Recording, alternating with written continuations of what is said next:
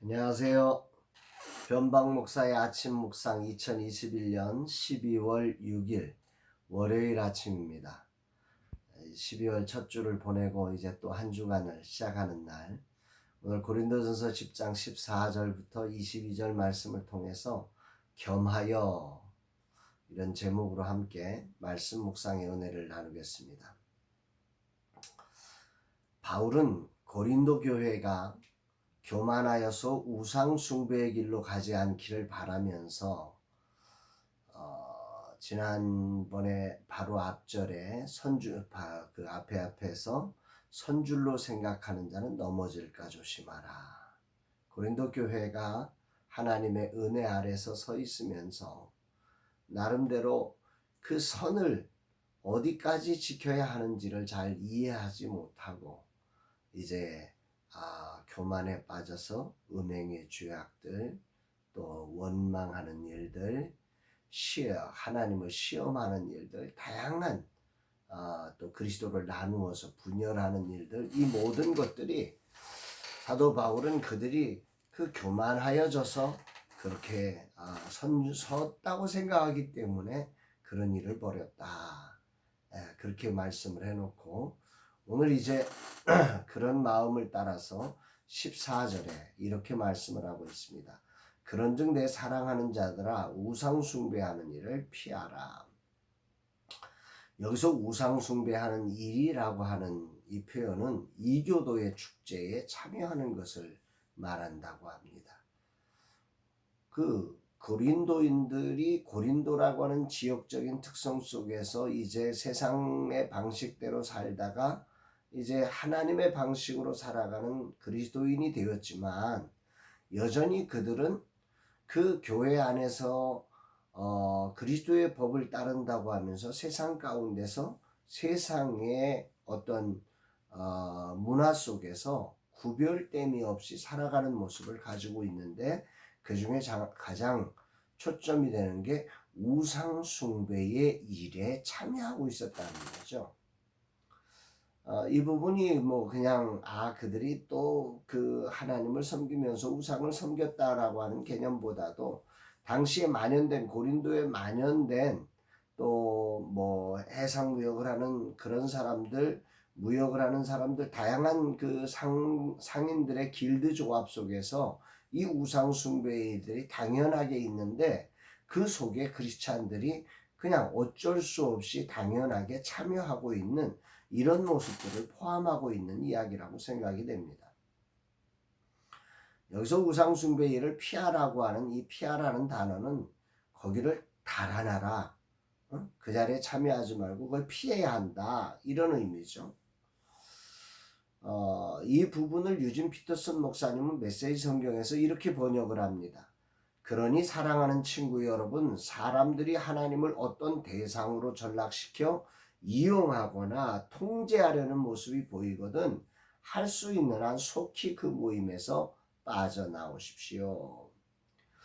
유진 피터슨 목사님은 우상 숭배하는 일을 하나님을 어떤 대상으로 전락시켜서 이용하고 통제하는 일이라고 해석을 했는데, 아주 통찰력 있는 해석이라고 생각이 됩니다. 그러니까 우상 숭배를 하는 이유는 하나님을 자신을 위한 도구로 바꿔놓는 거죠.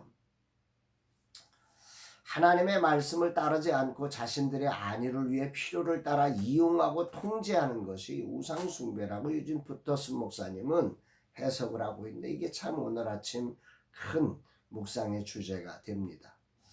그러면서 바울은 우리가 성찬에 참여하는 것은 그분의 생명에 참여하는 것이 아니냐, 이렇게 질문하면서 외칩니다. 16절, 우리가 축복하는 바 축복의 자는 그리스도의 피에 참여함이 아니며 우리가 떼는 떡은 그리스도의 몸에 참여함이 아니냐.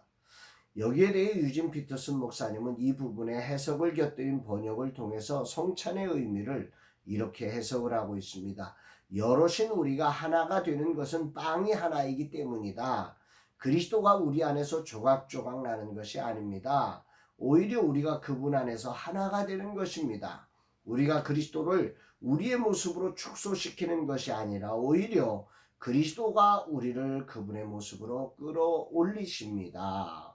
성찬을 통해서 그리스도의 피를 나누고 그 떡을 살을 나누는 것은 그리스도를 축소시킨 게 아니라 우리같이 연약한 인생을 그리스도로 끌어올리는 그런 놀라운 은혜의 자리다. 이 말씀을 번역을 한 것입니다.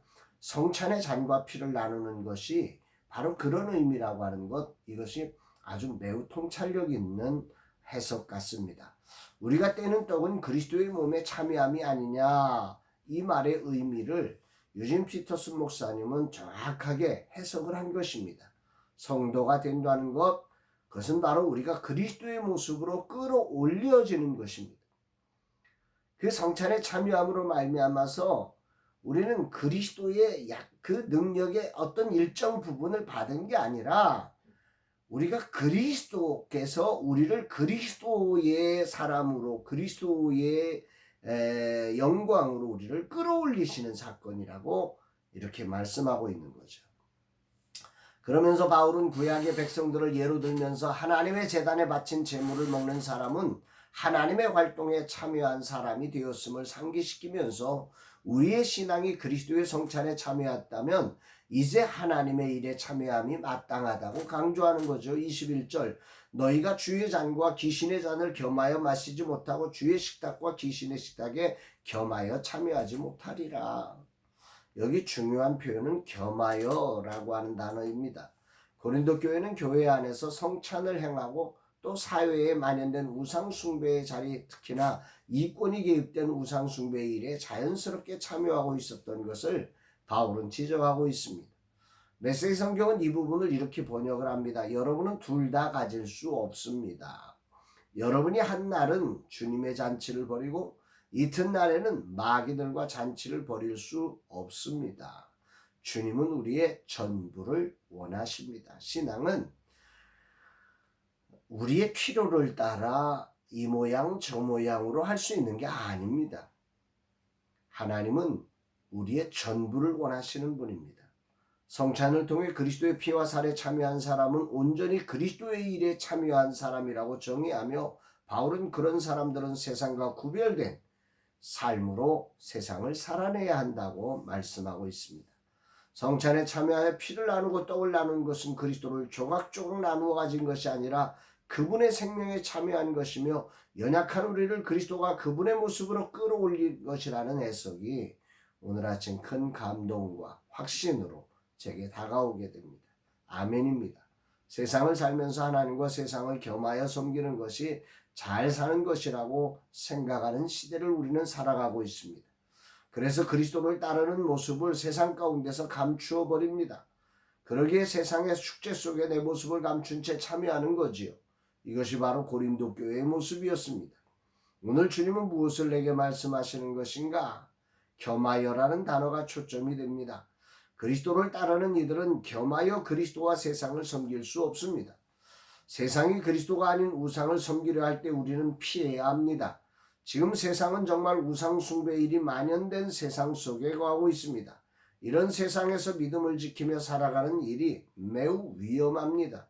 하늘을 가지려면 땅을 포기해야 하지만 사단은 겸하여 가질 수 있다고 유혹합니다. 아니, 겸하여 가지지 않으면 세상에서 낙오한다고 위협하고 유혹하고 있습니다. 이런 세상 가운데 오늘 하루 겸하여 정말 하나님과 세상을 겸하여 섬기는 자가 아니라 온전히 하나님을 향하여 정말 하나님의 뜻에 굴복된 그리스도께서 우리를 당신의 능력으로 끌어올리실 것을 믿으며 그분을 따라가는 그분의 일에 참여하는 그런 하루의 삶이 되기를 소망합니다. 주님, 이 하루 진실로 주님을 따르는 자가 되고 세상의 유혹과 위협 앞에서도 하나님과 세상을 겸하여 섬기는 자의 자리를 피하게 하소서. 당당히 주님을 향하는 자로 서게 하옵소서. 이런 고백을 합니다. 사랑하는 여러분, 오늘 하루 여러분들은 세상과 하나님 사이에 겸하여 하나님을 어떤 목적의 대상으로 만들어 우리를 위한 어떤 도구로 하나님을 전락시키는 삶이 아니라 하나님을 하나님으로 온전히 구별하고 섬겨가는 복된 날 되기를 주의 이름으로 축복합니다. 사랑합니다, 여러분.